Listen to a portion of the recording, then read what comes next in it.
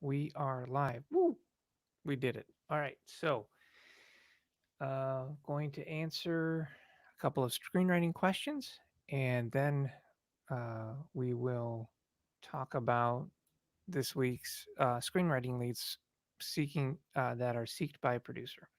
All right. So, the question I got was from Sure Thing Man. He asked, what do you think are the main do's and don'ts of romantic comedies? Are there things that are overplayed or aspects that have been done but could still be done again in a new fashion? What are some traits that give you the ick? So, I think rom-coms are fun. I think they're especially a bit more popular when the world itself is feeling separate, when you have a lot of countries arguing, when you have a lot of political division, war, like you start to see more rom-coms popular at that time because the world needs it. So as far as like do's and don'ts, I would say every genre has a cliche. Okay. They have kind of like expectations of the genre as well. Like horror films are going to have, slasher moments and big scary creatures. Well, rom-coms are the same things. You're going to have things like the meet cute where the two love interests spontaneously meet each other. You'll have uh, miscommunications or they that usually can cause conflict, things like that. And of course, comedy, right? It's in the name.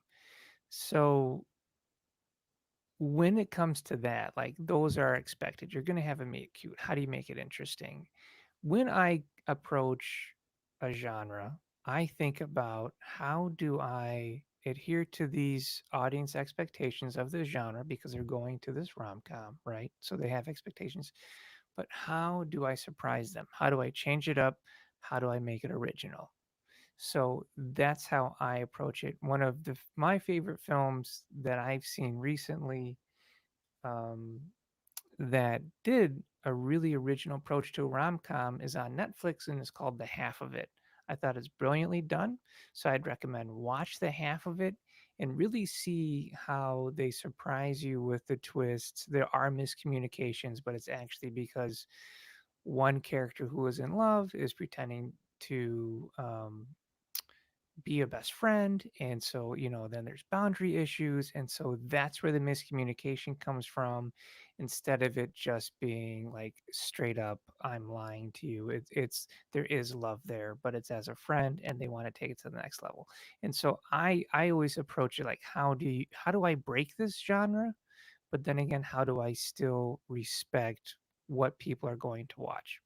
All right, so let's hit you guys with some new leads. All right, so I have like 30 windows open. All right, so first lead from our awesome sponsors at Ink Tip, we have a producer seeking completed feature length, incredibly shocking horror scripts with a small cast that take place in a single location. Gore, crazy scenarios, anything shocking is welcome. Tonal comps, okay, tonal comps are Saw, Paranormal Activity, and Talk to Me. Budget is yet to be determined. WGA, non WGA are welcome. Okay, so single location, they're going to really try and keep their budget down and use it for all of the special effects. So, I mean, you could have a total gore fest here in Shock, but I really want you to think about Shock not just be gore. Like this producer wants gore, but you have to remember that shock and scares always are about the lead up to the big reveal, right? Like I like what Philip Eisner says, because he did Event Horizon. He says you don't want to get too close on the creature because you might see the zipper on the guy's back. I love that. So it is about the build up to the scare. I've been doing a huge dive on Mike Flanagan's work on Netflix. They call it the Flanaganverse, but the guy's great. Did the haunting on the house in Haunting Hill, haunting of Bly Manor. He did the Fall of the House of Usher, Midnight Club, Midnight Mass, um, And the guy is so great at shock and scare. He even set the record for the most jump scares.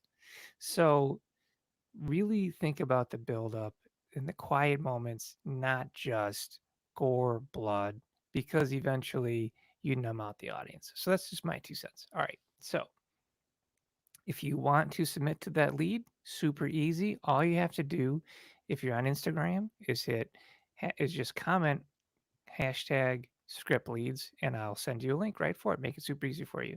Otherwise, you can go to the successfulscreenwriter.com and go to our forums, and then right there we'll have it posted in our forums. All right, so second script, we have a producer seeking contained psychological thriller scripts.